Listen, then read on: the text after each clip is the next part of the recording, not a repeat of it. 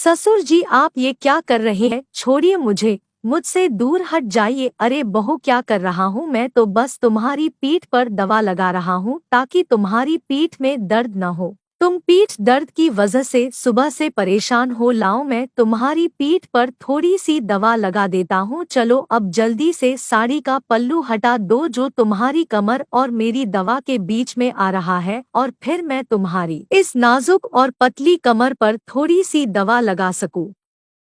पापा जी, मैं आपको कह रही हूँ कि आप अभी इसी वक्त मेरे कमरे से बाहर चले जाइए, वरना मैं सबको चीख चीख के यहीं पर बुला लूंगी। मैं भी शादी के बाद अपने मन में हजारों सपने लिए अपने ससुराल आई थी, लेकिन शायद सबके सपने पूरे नहीं होते। मेरी शादी आकाश के साथ लगभग 4 महीने पहले हुई थी। शादी के बाद मैं आकाश के साथ बहुत खुश थी, पर शादी के 1 महीने बाद ही ससुर जी ने आकाश को काम की वजह से दूसरे शहर भेज दिया, और अब आकाश वहीं पर काम के बीच फंस कर रह गया। अब मैं उनके बिना अकेली कमरे में तड़पती रहती थी। मेरे ससुराल में मैं और मेरे पति के अलावा मेरे ससुर जी और मेरा छोटा देवर था। मेरे ससुर जी ज्यादातर समय मेरे ही आस पास रहते थे और मुझे काम करते हुए बैठकर घूरते रहते थे। मैं उन्हें कुछ कह भी नहीं पाती थी। एक दिन मुझे सुबह उठने में थोड़ी सी लेट हो गई और मैं नहाने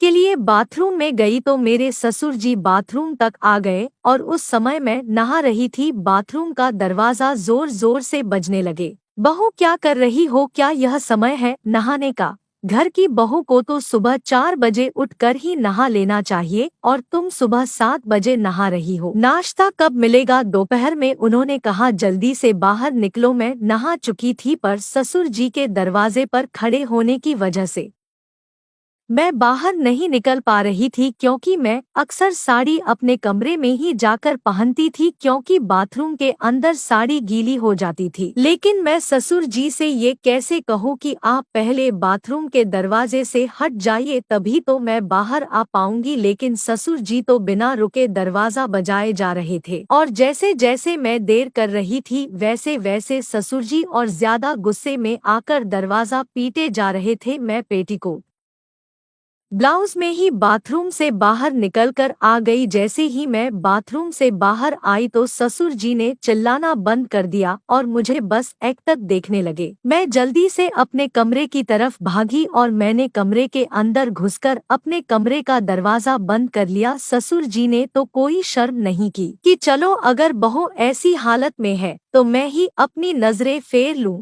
वह तो मुझे लगातार बस घूरे ही जा रहे थे। एक दिन मैं रसोई में फिसल कर गिर गई, जिसकी वजह से मेरी कमर में थोड़ी सी चोट आ गई। मेरे गिरने की आवाज से रसोई में आते हैं और मुझे गिरा हुआ देखकर मेरे पास आकर कहते हैं, अरे बहू, तुम कैसे गिर गई? आओ चलो, मैं तुम्हें उठाता हूँ। गिरने की वजह से मुझे कुछ ज्यादा ही चोट आ गई थी, जिसकी वजह से मैं अपने आप उठ नहीं पा रही थी, जिसका फायदा उठाकर मेरे ससुर जी मेरे और करीब आ गए और उन्होंने मुझे पकड़कर उठाने की कोशिश की। मैंने अपने ससुर जी से कहा, नहीं पापा जी, मैं अपने आप उठ जाऊंगी, आप रहने दीजिए। लेकिन फिर भी वो मुझे बार बार कहने लगे, अरे नहीं बहू, तुम्हारे इतनी ज्यादा चोट लग गई है, तुम कैसे उठ पाओगी? चलो, मैं तुम्हें तुम्हारे कमरे तक छोड़ आता हूँ। मैं ससुर जी से बार बार दूर रहने के लिए कहने लगी, आप मुझे छोड़ दीजिए, मैं अपने आप उठ जाऊंगी। मेरी आवाज सुनकर मेरा देवर रसोई में आ जाता है और मुझे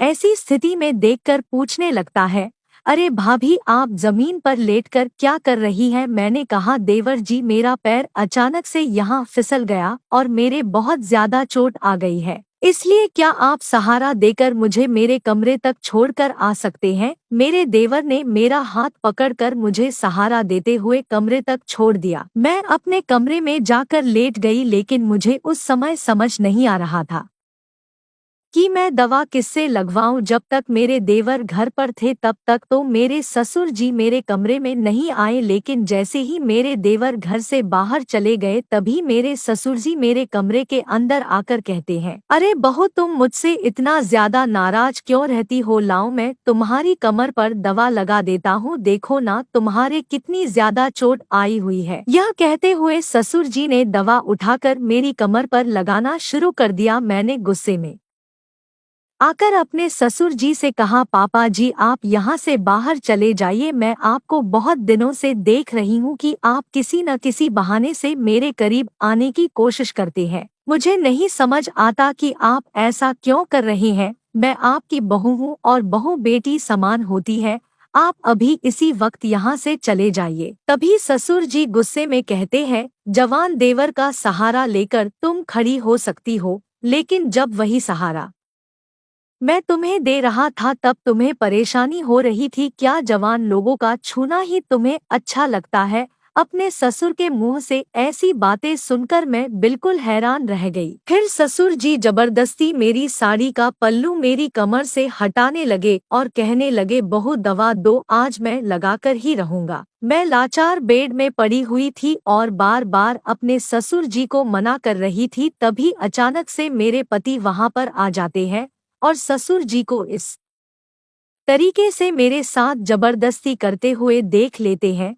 फिर वो मुझसे पूछते हैं, अरे तुम्हें क्या हो गया है, तुम यहाँ पर ऐसे क्यों पड़ी हुई हो। फिर मैंने अपने पति को सारी बात बता दी कि मैं रसोई में गिर पड़ी और पापाजी दवा लगाने के लिए कह रहे हैं। ससुर जी ने मेरी बात सुनकर घबराते हुए